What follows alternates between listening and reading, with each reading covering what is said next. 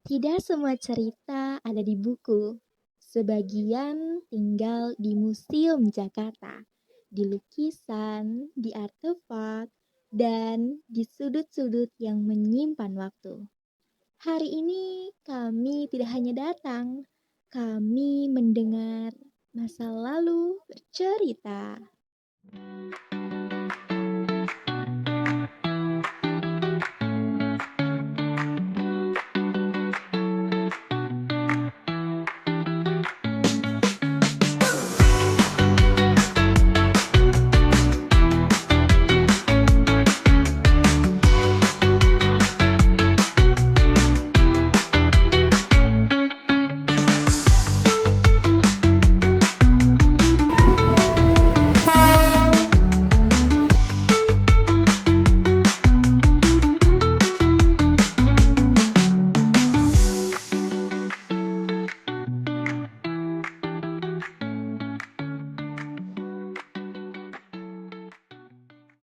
Setelah turun di KRL Gondang Dia, kami lanjut jalan kaki sekitar 650 meter menuju Gedung Joang 45. Bagian ini aku cepetin dulu ya, biar nggak kelamaan.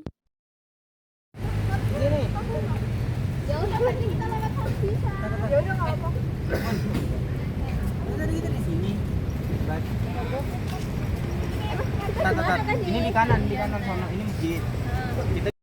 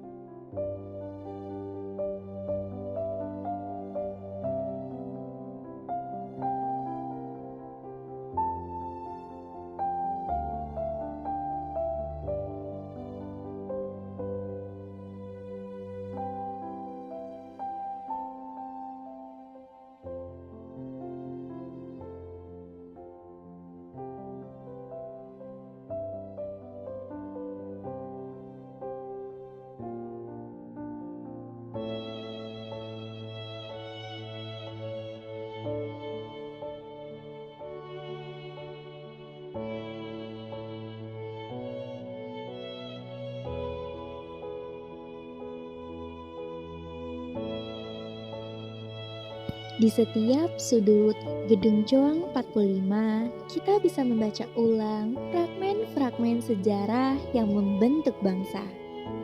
Di sini tersimpan foto-foto para pejuang, surat-surat, seragam, dan barang-barang sederhana yang menjadi saksi bisu perjuangan. Keterangan pada masing-masing benda bukan sekedar tanggal dan nama, tapi juga cerita tentang keberanian, pengorbanan, dan keputusan yang mengubah hidup.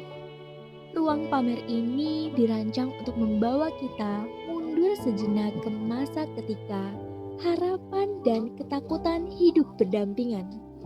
Melihat artefak-artefak itu, kita diingatkan bahwa kemerdekaan bukanlah hadiah, melainkan hasil kerja keras banyak orang. Disinilah sejarah menjadi dekat. Bukan pelajaran kering di buku, melainkan napas yang masih terasa di dinding dan lantai.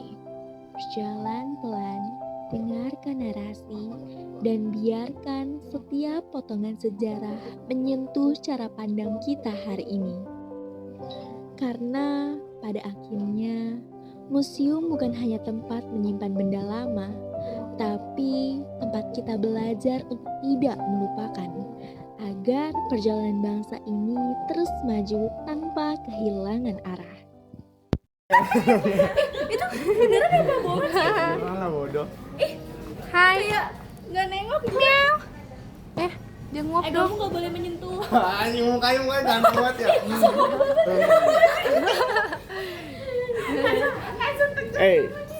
Penunggunya ini gak. Terus dia apain? Nah, oke.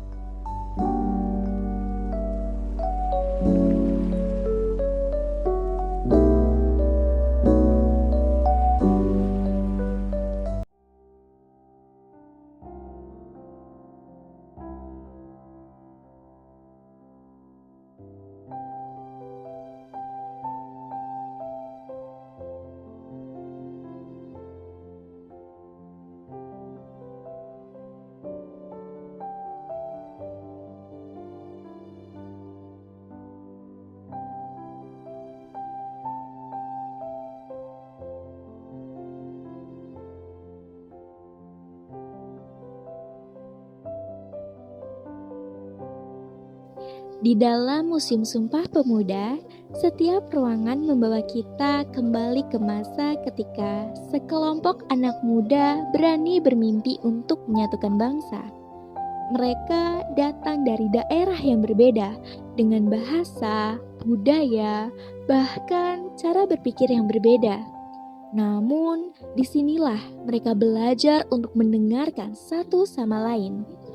Foto-foto, koran lama, alat musik, meja rapat, sampai barang-barang sederhana yang dipamerkan di sini menjadi saksi bagaimana persatuan lahir dari diskusi panjang, perdebatan, dan keyakinan bahwa Indonesia hanya bisa kuat jika kita berdiri bersama. Melihat benda-benda ini, kita diingatkan bahwa perjuangan tidak selalu soal angkat senjata. Ada perjuangan yang dimulai dari suara, dari pikiran, dari keberanian untuk mengucapkan kita satu.